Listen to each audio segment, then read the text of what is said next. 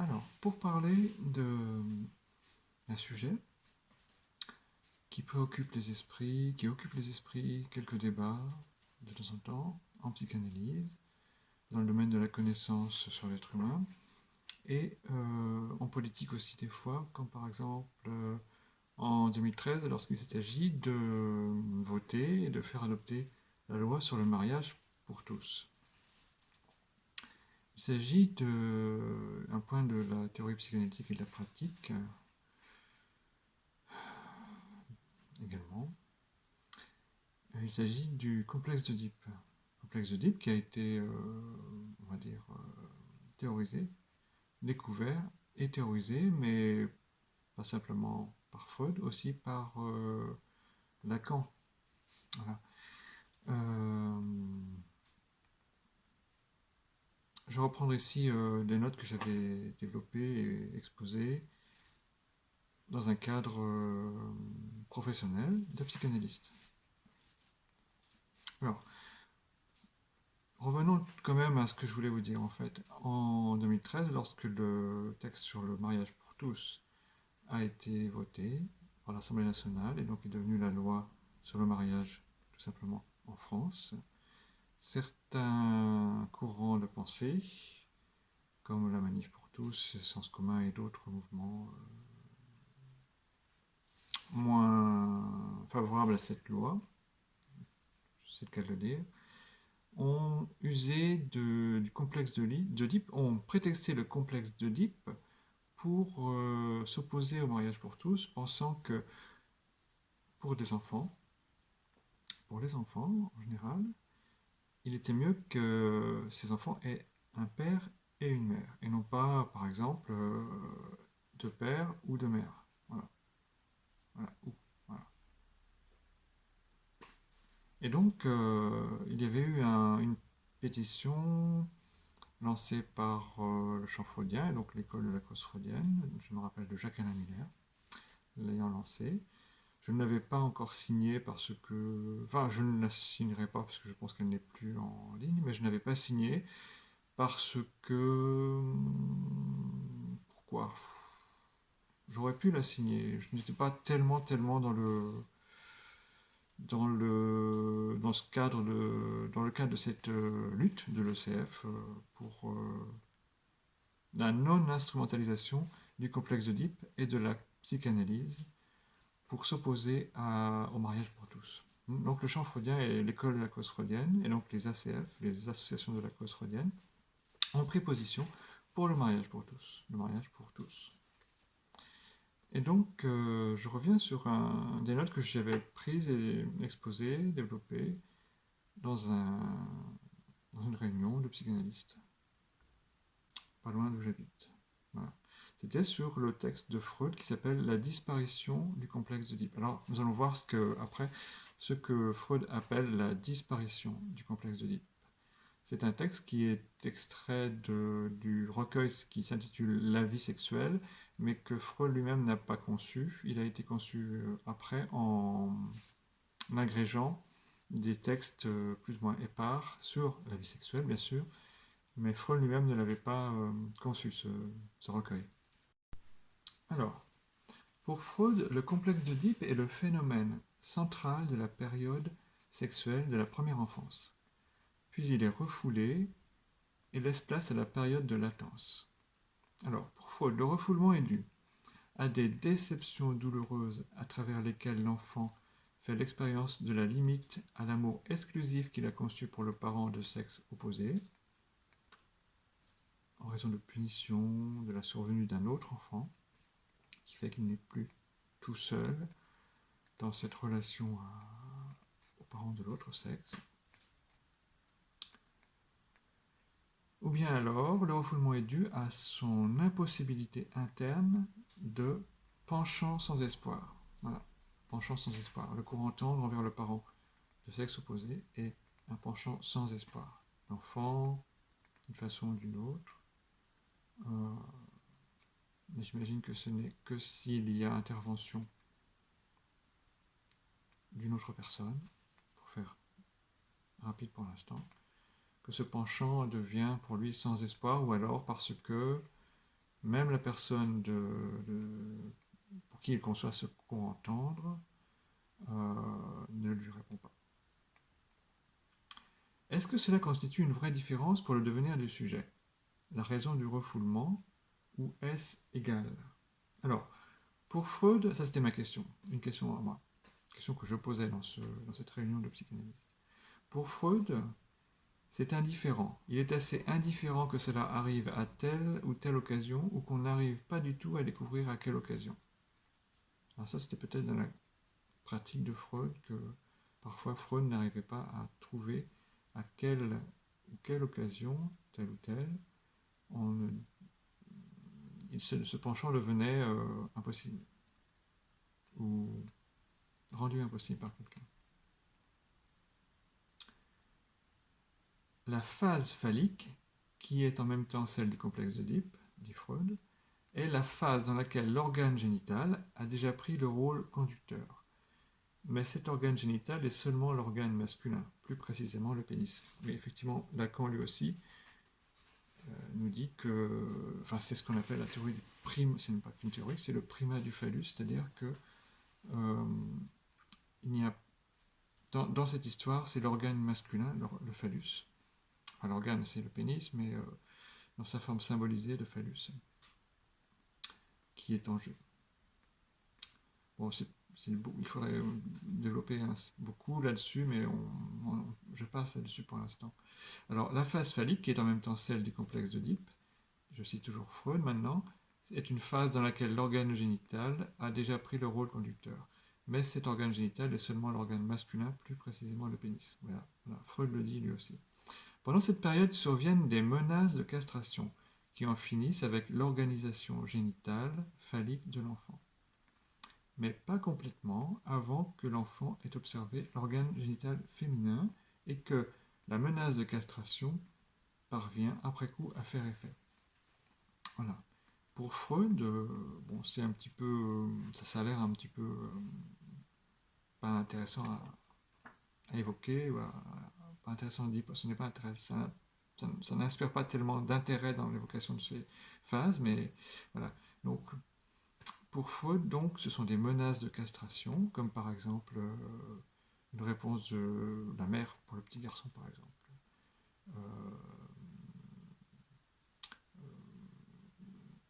C'est pas correct, c'est cochon, c'est pas bien, qu'est-ce que tu fais là, c'est pas bien, ou même arrête ça, sinon je vais faire quelque chose, des choses comme ça, voilà, des menaces de castration, en fait. Alors, pour Freud, donc, il faut que, d'abord, le petit garçon, là nous parlons de petit garçon, effectivement, le complexe d'Oedipe, pour le petit garçon est plus facile à expliquer, premièrement. Pour le petit garçon, il est important, avant qu'il en arrive à comprendre et accepter ces menaces de castration, il est pour Freud intéressant et important que le petit garçon ait d'abord vu l'organe féminin, pour voir la différence entre un petit garçon et une petite fille, entre lui et une petite fille, n'importe quelle petite fille, même pourquoi pas dans sa famille, voilà. Ou même l'organe de sa mère. Enfin, l'organe, c'est une façon de parler. Même l'absence d'organe de sa mère. Voilà. Effectivement, l'organe génital féminin, on ne le voit pas. Alors, la menace de castration parvient après coup à faire effet. Si la satisfaction amoureuse sur le terrain du complexe d'Oedipe, là je cite encore Freud, si la satisfaction amoureuse sur le terrain du complexe d'Oedipe doit coûter le pénis, voilà, si donc ce penchant tendre et même sexualisé avec l'apparition du réel pour l'enfant envers la mère pour le petit garçon par exemple, si celui-ci doit coûter le pénis, c'est-à-dire si ça doit lui coûter une castration, alors ce serait une castration réelle, ce qui n'arrive jamais malheureusement. Je ne pense pas que ça arrive nulle part. Alors du coup, si la satisfaction amoureuse sur le terrain du complexe d'Oedipe doit coûter le pénis, alors on en vient nécessairement au conflit entre l'intérêt narcissique pour cette partie du corps et l'investissement libidinal des objets parentaux. Voilà, c'est ce que je disais. Dans ce conflit, c'est normalement la première de ces forces qui l'emporte, c'est-à-dire l'intérêt narcissique. Le moi de l'enfant se détourne du complexe d'Oedipe. Ce que dit Freud. Voilà. Ensuite, Freud résume comment les tendances libidinales oedipiennes sont en partie désexualisées et sublimées et remplacées par des motions de tendresse. Si les choses se passent de façon idéale, il n'y a plus qu'un refoulement du complexe d'Oedipe, il y a disparition de celui-ci, dit Freud. Il n'y a plus que refoulement du complexe d'Oedipe, il y a disparition de celui-ci. Je continue un petit peu. Si vraiment le moi n'est pas parvenu à beaucoup plus qu'un refoulement du complexe, alors ce dernier subsiste, inconscient dans le ça, et il se manifestera plus tard, et il manifestera plus tard ses effets pathogènes. Bon. Alors.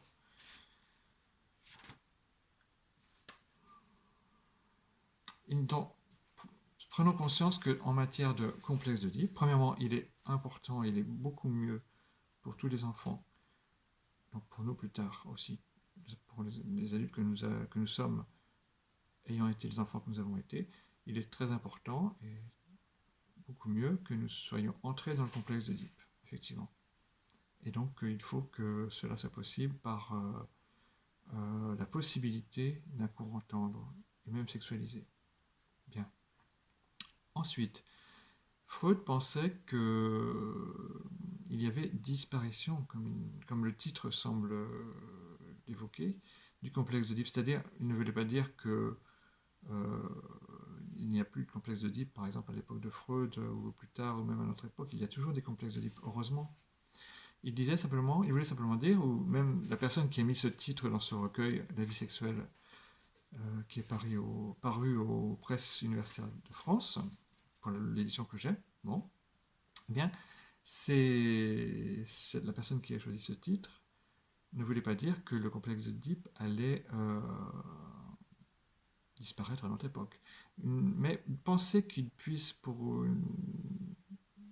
comme par magie, dirons-nous, disparaître de la vie du sujet, de l'enfant, puis de l'adulte, être liquidé complètement ou qu'on en ait franchi toutes les, dirons-nous, étapes les unes après les autres dans l'ordre, ou pas dans l'ordre, mais en fait, toutes les étapes jusqu'à en être arrivé à l'étape dernière qui serait la meilleure pour un adulte, ou même pour un enfant sorti du complexe d'Oedipe, eh bien, c'est assez illusoire, effectivement. C'est ce que Freud disait il disait que quand ce dernier subsiste, le complexe d'Oedipe, inconscient, dans le ça, il manifestera plus tard ses effets pathogènes. Mais nous devons penser quand même que Freud était une personne de son temps, de sa société viennoise puis londonienne, quand il a échappé au nazisme en partant en Angleterre, enfin au Royaume-Uni, pour se sauver du nazisme après l'Anschluss en Autriche. Eh bien, en fait, Freud pensait à son époque, parce que c'était sa vie à lui, qu'un homme allait avec une femme et qu'un homme allait avec une femme et une femme avec un homme. Voilà, d'accord. Mais en fait, donc on peut penser, dans les cercles psychanalytiques, on en parle de cette façon-là, notamment les cercles lacaniens qui sont les seuls que je connais moi, ceux du champ freudien, on dit effectivement, mais Freud était, dirons-nous, phallocentré, c'est-à-dire que il pensait comme on pensait à son époque. Voilà. Bon, mais n'était-ce que l'effet de son époque? Il était comme ça, Freud était comme ça, voilà. Et donc, il est important pour nous de penser que ce que les Freudiens, ou surtout les post-Freudiens, ont appelé le stade génital, ce qui serait le dernier stade, après avoir franchi toute l'évolution du complexe d'Oedipe pour le petit garçon et même pour la petite fille. Le stade génital serait donc l'étape ultime, la dernière étape du complexe d'Oedipe, qui permettrait de vivre selon les post-freudiens, selon les règles que eux semblent pouvoir penser comme les meilleures pour l'être humain. Mais pourquoi? Pourquoi donc?